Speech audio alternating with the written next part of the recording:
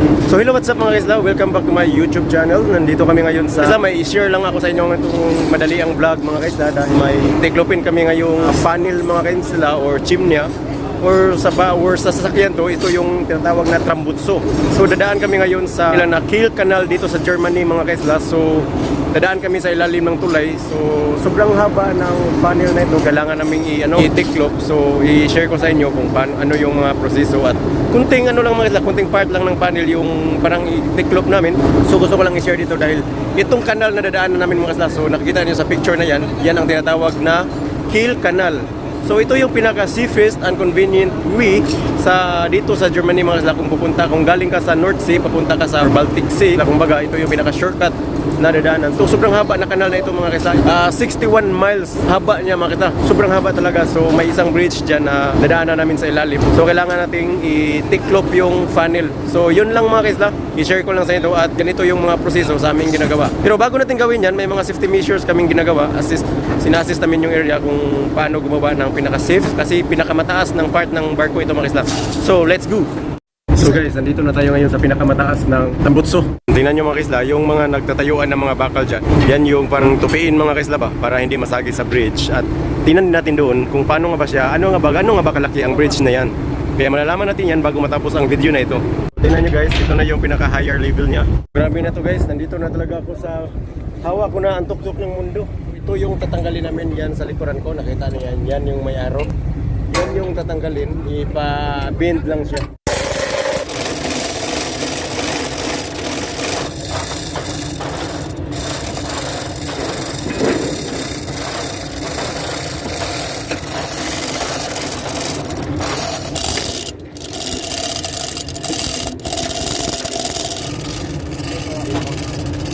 Ganito na siya mga kaisla, no? Ito na yung kabuuang resulta niya sa aming ginagawa ngayon sa pag-pick up ng ano na yun, funnel. Yan.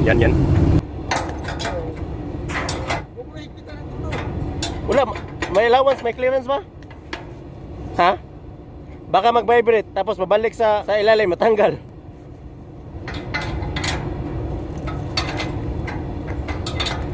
So guys, ang ginagawa ko, sinesecure ko yung chain block lifter.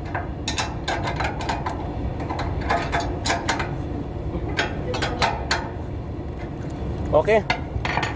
6.5 hours later. So mga kaisla, nandito na tayo mismo sa kanal na ito yung tinatawag na Kiel Canal mga kaisla. May haba itong 61 miles. So yung bridge na yan mga kaisla, hindi mga sasakyan dadaan dyan, mga train, no? Parang LRT, no? Ito yung bridge na iniiwasan namin. Yan may bridge dyan. Dadaan yan dito mamaya. Tingnan natin mga kaisla kung anong purpose dyan, bakit tinutupi namin yung ano na yan, funnel na yan. Patay. Sungko. Bungkag. Grabe, zero talaga yung ano niya. Kaya pala, sobrang liit lang yung distansya na mga kaisla. Itong bridge na ito. Yan, yung bridge na yan. So, ito na. Kaya mga kaisla. Yan yung bridge na aming iniiwasan talaga mga kaisla. Kaya tinutupi namin yung funnel na yan. Yung trambutso na yan. Kasi, dahil dyan mga kaisla.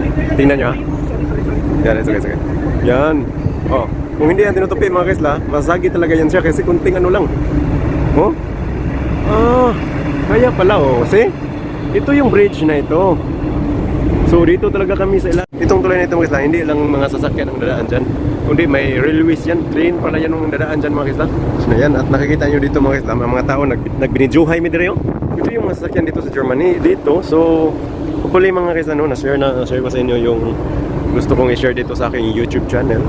So yun lang, actually mga kaisla, pang fourth bridge na ito na nakabidyo ako, di pang fourth bridge na kasi yung tatlo doon o tatlo nung una hindi ko na video kasi nag-duty ako mga kaisla.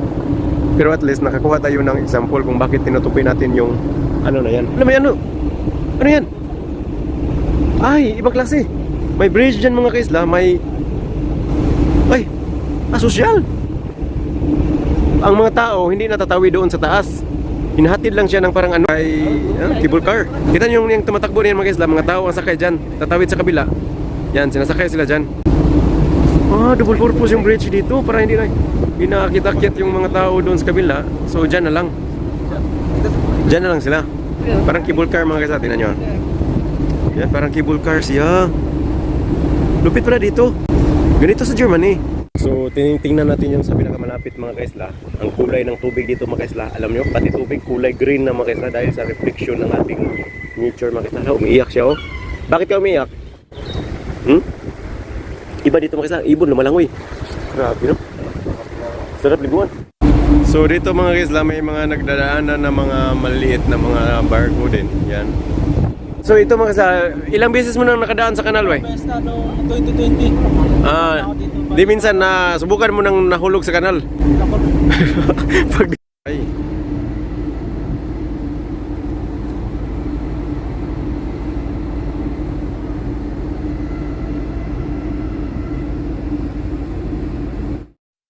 Oh, pero hindi ka magsawa tingnan ba yung paligid nila?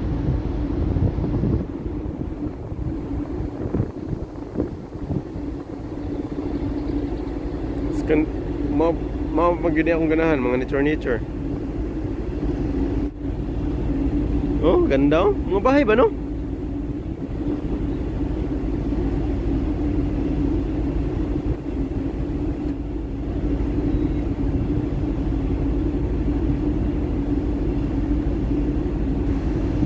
So nakikita nyo mga kaisla, hindi lang cruise ship ang dumadaan dito. O nag-ibwis sila sa atin na medyo nag-drifting sila. So, ang posisyon nila Porto.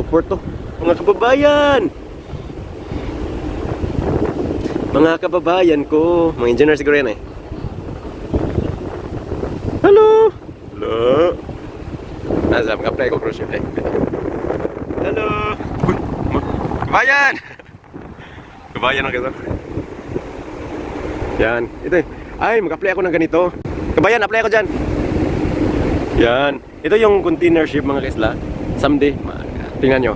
Sa next vlog ko, dyan ako sa container na yan. Yan. Tapos kapitan. Okay.